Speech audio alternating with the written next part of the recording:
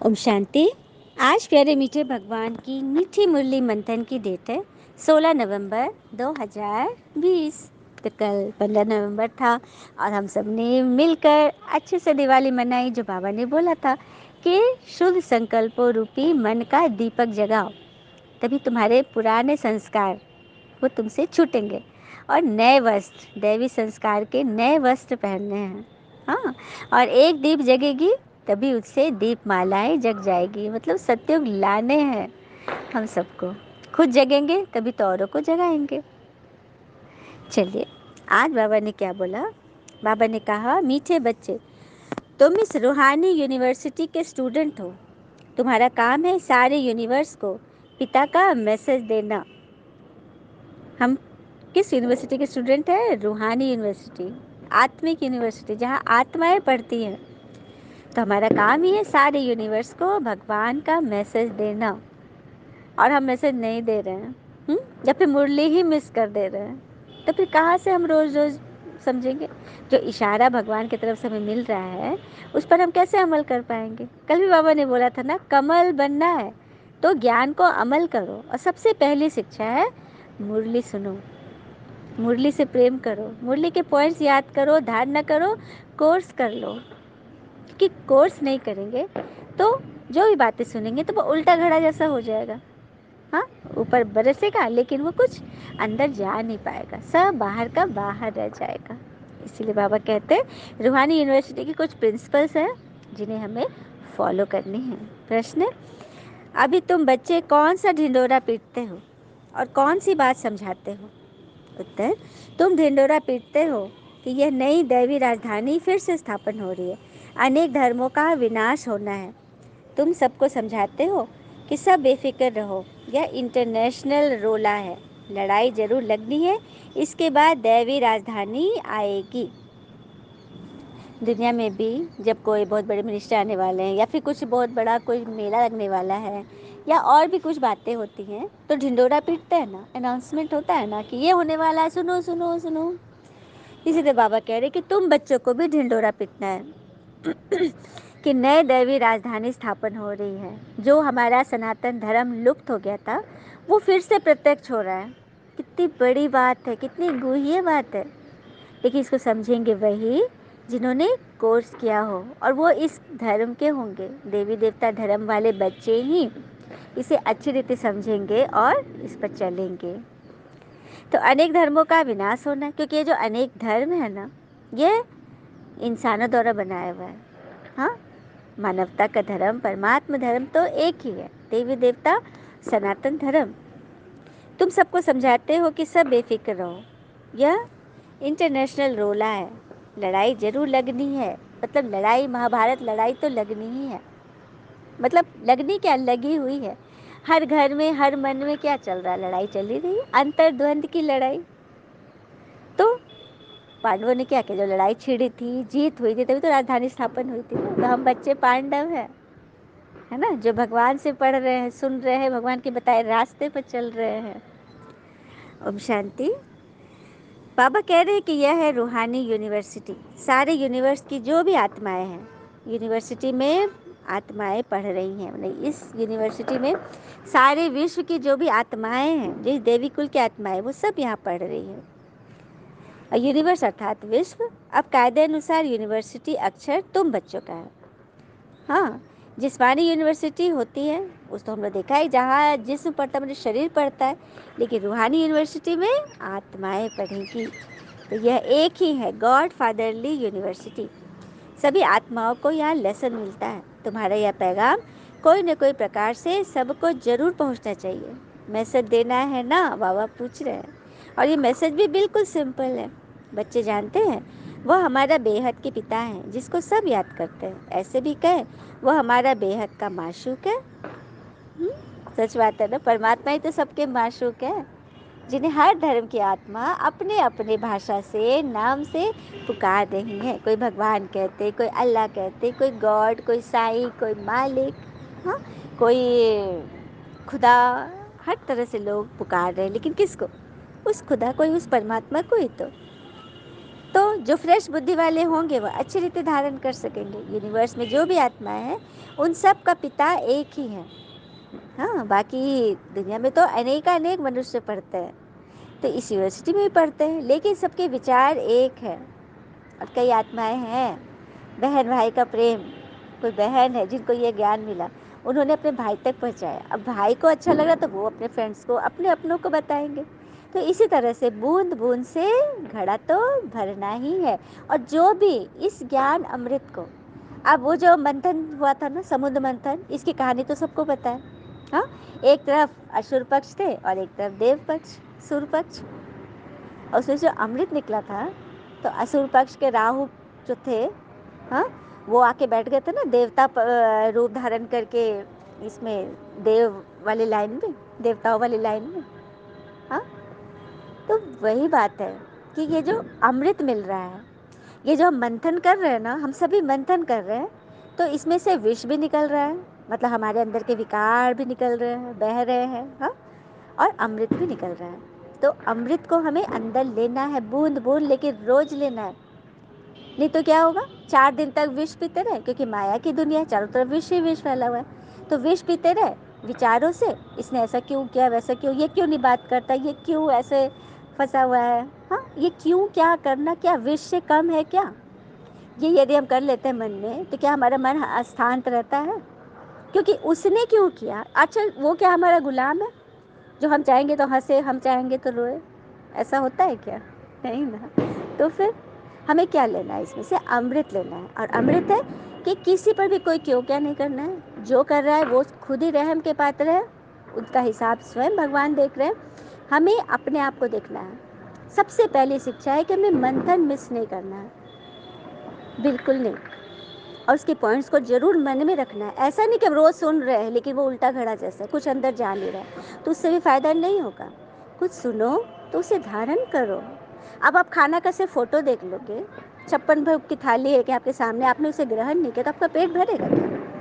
तो बस वही है, मंथन सुन भी रहे हैं तो कान को रस मिल रहा है, मन को तो मिल नहीं रहा है। तो अंदर कुछ ना कुछ पॉइंट लेना है, सारे दिन में अटेंशन रखनी। कोई एक बात ही पकड़ लो ना, कोई एक बात ही पकड़ लो।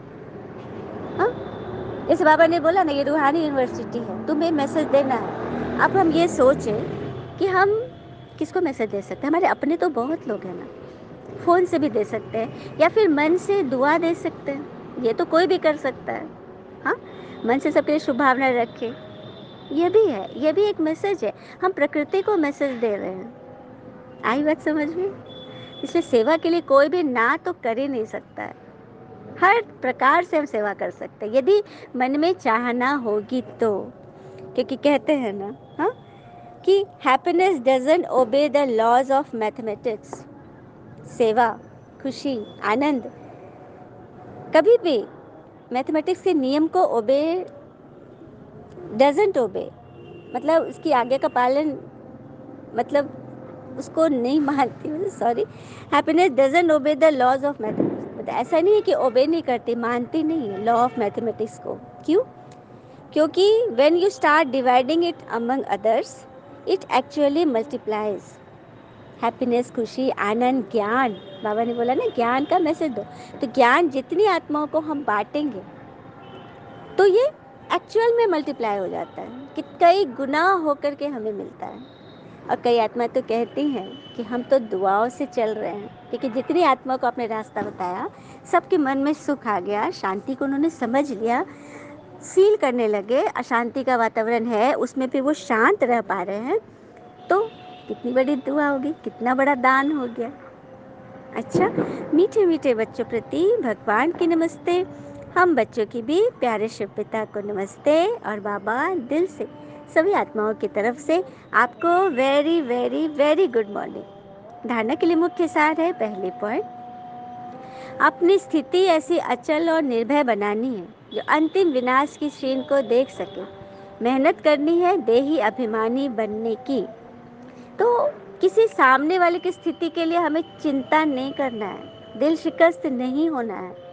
पहले खुद की स्थिति तो मजबूत कर ले, अचल और निर्भय बना ले, अपने आप में तैयार कर। लेकिन कई आत्माएं हैं कि उसको डायरेक्ट बोल दो ना कि आप ऐसा ऐसा करो, तो वो नहीं समझेंगे, क्योंकि उनके मन में पहले से ही क्वेश्चंस भरे हुए हैं। जैसे कि एक बहू और सास में बिल्कुल नहीं पटती थी, तो बहू को एक बहुत पहुँचे हुए महात्मा का पता था, तो वो महात्मा के पास गई और बोलने लगी, सास की पूरी शिकायतें शुरू कर दी। मेरी सास ऐसी है, वैसी है, एकदम नहीं मानती है, ऐसे करती है और मुझे दिक्कत देती है। मैं चाहती हूँ ना कि ये शरीर छोड़ दे। मतलब इतना उसका मन में मतलब इतना भर चुका था। महात्मा जी ने उसकी पूरी बात सुनी और फिर बोला कि अच्छा तुम चाहती हो कि दुनिया में नहीं रहे? तो हाँ, मैं एकदम चाहती हूँ। मैं उससे एकदम पक गई हूँ, मैं तंग आ गई हूँ, मेरा पूरा जीवन खराब हो गया। उनका तो अब लास्ट समय है, लेकिन मेरा अभी शुरुआती समय है। मैं तो एकदम अब मैं नहीं रह ही नहीं सकती उसके साथ। मतलब इतना ज़्यादा वो भर गई थी। महात्मा जी मुस्कुराया, उनको उसको एक पुड़िया ला के दिया।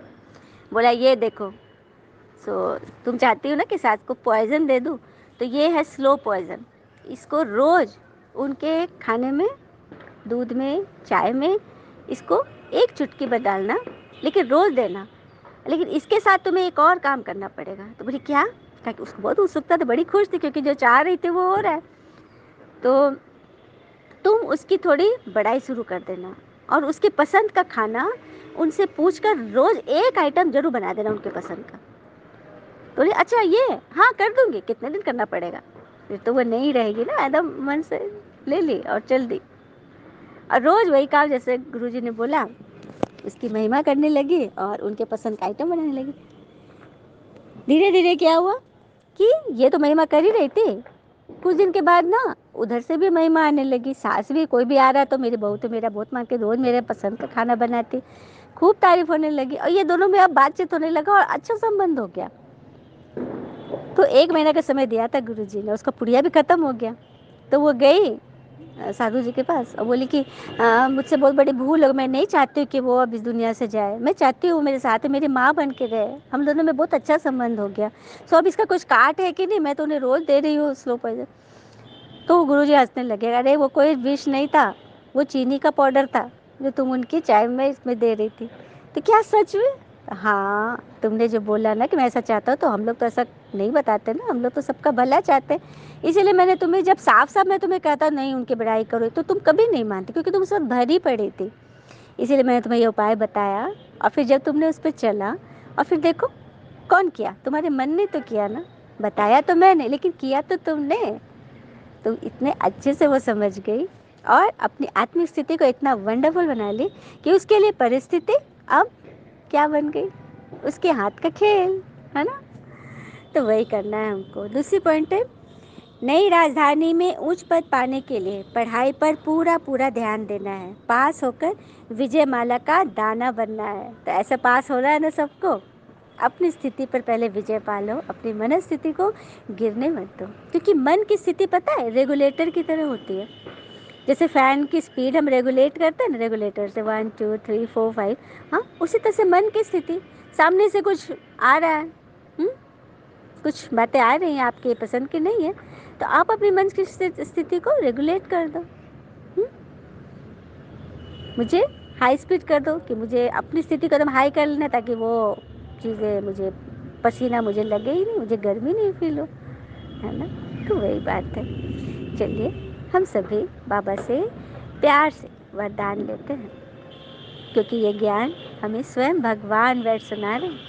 उनकी छत्र छाया के नीचे बैठकर हम आत्माएं यह ज्ञान सुन रहे हैं। बाबा की कृपा की किरणें, शक्तियों की किरणें मुझ आत्मा पर पड़ रही है। मैं आत्मा इस फीलिंग में उनके स्पर्श को महसूस कर रही हूँ।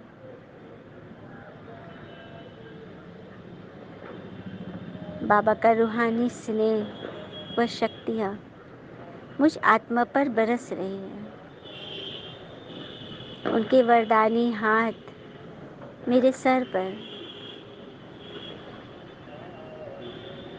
कुछ पल के लिए इस फीलिंग में रहें कि भगवान मेरे साथ है। किसी न किसी रूप में बाबा मुझे हमेशा समझाने देते हैं मैं कितनी भाग्यशाली हूँ।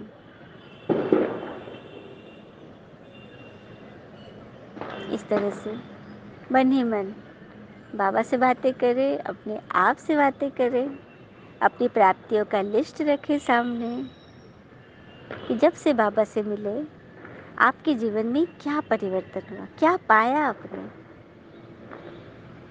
रोज अपने दृष्टि पटल पे लानी है। जैसे स्क्रीन पर हम लाते हैं ना, कौन कौन से मैसेज हमें चाहिए, कौन इम्पोर्टेंट है, उस तरह से अपने मन में वो सब चीज़ें लाएं जो कि हमारे जीवन में अच्छा हो रहा है। हाँ, अच्छी बातें, बुरी बातें को मत लाइए, क्योंकि वो हमें डिस्टर्ब करता है। अच्छी अच्छी चीज़ें देखें।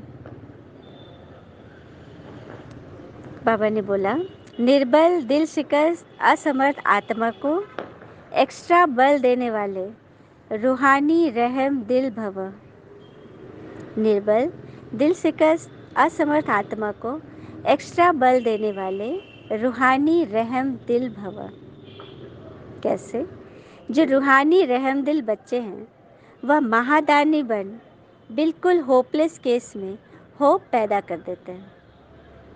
जो रहमदिल बच्चे होते हैं वो कैसे भी होपलेस केस, एकदम दिल शिकस्त आत्मा के भी मन में आशा का दीप जगा देते हैं, निर्बल को बलवान बना देते हैं और वो सदा के लिए भगवान की मल्लिका बन जाती हैं। तो दान सदा गरीब को, बेसहारे को दिया जाता है। तो जो निर्बल, दिल शिकस्त, असमर्थ प्रजा क्वालिटी की आत्माएं हैं उनके प्रति रूहानी रहमदिल बन महादानी बनो। तो असमर्थ प्रजा क्वालिटी माना आपके परिवार में जिसके साथ आपको अनबन है, वो सभी रहम के पात्र हैं। बाबा ने भी कह दिया ना। देखो, आत्माओं के मन में क्वेश्चन आएगा, बाबा झट से उसको मुरली में जवाब देते हैं। इसी से तो हमारे निष्ठा, हमारी निश्चय, हमारे प्रेम ईश्वर के प्रति इतना गुना होकर बढ़ता है। जो भी बोला ना, हैप्पीनेस को हम, वो लॉ ऑफ मैथमेटिक्स को ओबे, मतलब डिसोबे नहीं करता, एकदम कई गुना बढ़ा देता है। इसी तरह से जब हम ईश्वर के ज्ञान में चलकर खुशी को प्राप्त करते हैं, आनंद से रहते हैं, परिस्थिति, आनंद हमें कोई देता नहीं है, हम आनंद ले लेते हैं। परिस्थिति से भी, विपरीत स्थिति से भी हम अपने को चेक कर लेते हैं, सही कर लेते हैं, है ना। तो जो नेगेटिव भावना की आत्माएं हैं, जो कि प्रजा क्वालिटी में आने वाली हैं, मतलब ज्ञान सुना है लेकिन वो चल नहीं पा रही हैं, उनके मन के क्वेश्चंस नहीं मिट रहे हैं, तो वैसी आत्माओं के प्रति रहमदिल बनो, महादानी बनो। आपस में एक दूसरे के प्रति महादानी नहीं, ब्राह्मण परिवार में नहीं, वहाँ तो सिर्फ सहयोग चाहिए। सहयोग दो, दान नहीं। ब्राह्मण परिवार में बाबा कह रहे हैं सहयोग दो एक दूसरे को, दान नहीं। दान अर्थात किसी को, मतलब ज्ञान दान नहीं करना, ज्ञान में तो सभी पक्के हैं, ज्ञान में कोई कमी नहीं है। सहयोग दो, मनसा सेवा से उनको ताकत दो, उनकी स्थिति को मजबूत बनाओ। सब हाथ से हाथ पकड़ कर चले, एक दो को आगे बढ़ाए, ये भावना होनी चाहिए। स्लोगन, सदा एक पिता के श्रेष्ठ संग में रहो तो और किसी के संग का रंग प्रभाव नहीं डाल सकता। सदा एक पिता के श्रेष्ठ संग में रहो। जो सच्चा संग हमें कौन से दे सकता है? परमात्मा। देखो, आत्माएं जिनसे हमको मित्रता है, जो ज्ञान है, जो अनुभवी है, जो निमित्त है, वो भी है सच्ची, लेकिन हर घड़ी वो हमारे लिए मौजूद नहीं हो सकती, क्योंकि वो देहधारी है, अपनी प्रकृति है, अपना अपना घर परिवार है, हाँ, सब कुछ है, लेकिन हमारे लिए हमेशा फ्री कौन रह सकता है सिवाय परमात्मा के। तो सच्चा सत्संग उन्हीं का है जो हमारे पास हमेशा अवेलेबल है। रात के 12 बजे भी यदि हम उनको याद करें तो वो हमारे पास दौड़ा चला है। उनके संग में बाबा बोलते रहो, और जो हमें शक्तियों से भरपूर कर देता है हर पल।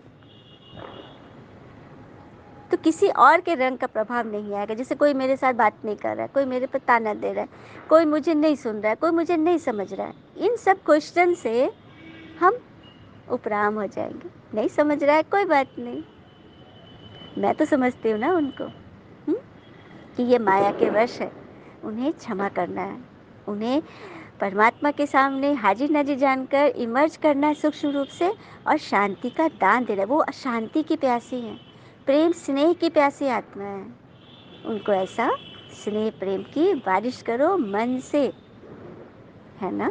अच्छा, ओम शांति। शुक्र है मीठे बाबा, वो बाबा के प्यारे प्यारे बच्चे। Thank you Baba, all is well always. ओम शांति।